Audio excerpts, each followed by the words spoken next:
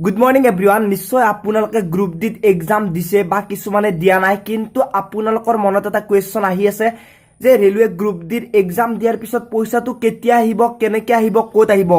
তাৰ ওপৰত মই আগতে এটা ভিডিঅ' বনাইছোঁ, কিন্তু সেইটো ভিডিঅ'ত আপোনালোকক সকলোবোৰ ডিটেইলছ দিয়া নাছিলোঁ। আজিৰ এই ভিডিঅ'টোত আপোনালোকক সকলোখিনি ডিটেইলছ দিম যে আপোনালোকৰ কেনেকুৱা ধৰণৰ সন্দেহ হৈ আছে, আপোনালোকৰ পইচাটো কেনেকৈ আহিব, ক'ত আহিব, কেতিয়া আহিব, সকলোবোৰ ডিটেইলছ মই আপোনালোকক জনাই দি আছোঁ।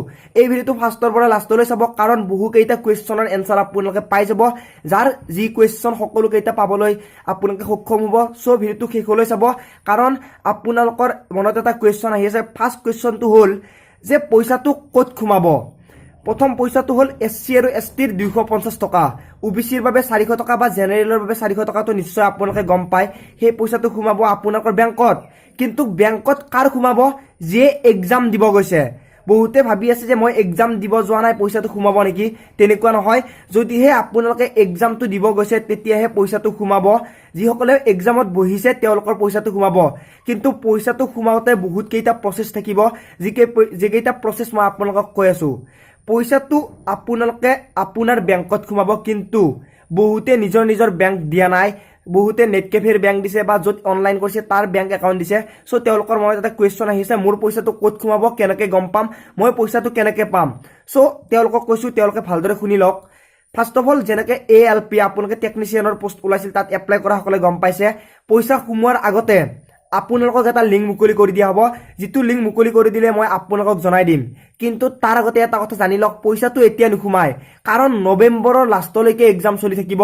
যেতিয়া এক্সাম সকলোৰে ফিনিছ হ'ব তেতিয়াহে পইচা সোমোৱাৰ বাবে এটা লিংক দিয়া হ'ব, যিটো অফিচিয়েল লিংক হ'ব। সেই লিংকটোত আপোনালোকে আপোনাৰ নিজৰ বেংক এড কৰিব পাৰিব বা বেংক একাউণ্ট মডিফিকেশ্যন কৰিব পাৰিব। এইটো কথা আপোনালোকে জানি লওক। আৰু যেতিয়া বেংক মডিফিকেশ্যন হ'ব তেতিয়া মই আপোনালোকক এটা ভিডিঅ' বনাই দিম, কেনেকৈ বেংক মডিফিকেশ্যন কৰিব বা ক'ত কেনেকৈ কৰিব লাগিব সকলোবোৰ জনাই দিম।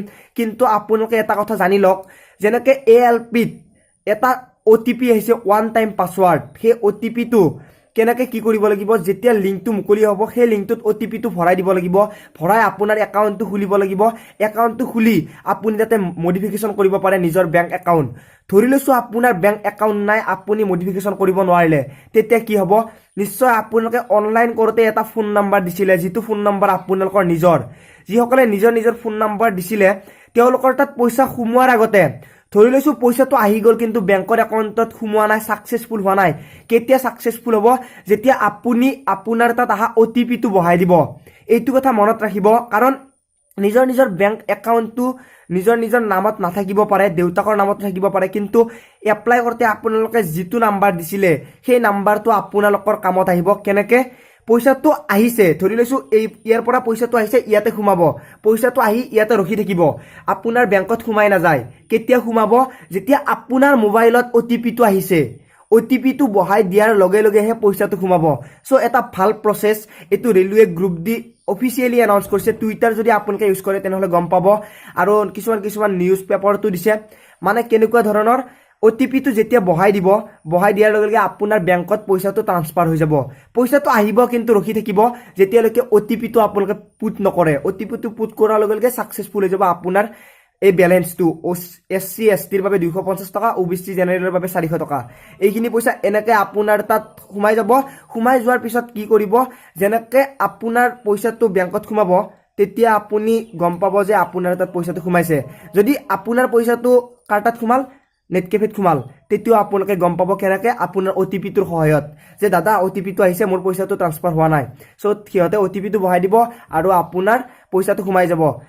আপোনালোকক সকলোখিনি বুজাই দিবলৈ ট্ৰাই কৰিছোঁ। নিজৰ বেংক একাউণ্ট নহ'লে ক'ত সোমাব, কেনেকৈ সোমাব, কেতিয়া সোমাব। পইচাটো সোমাব যেতিয়া এক্সামটো সকলোৰে ফিনিছ হ'ব। এইটো কথা মনত ৰাখিব, কাৰণ এতিয়ালৈকে বহুত মানুহে এক্সাম দিয়া নাই।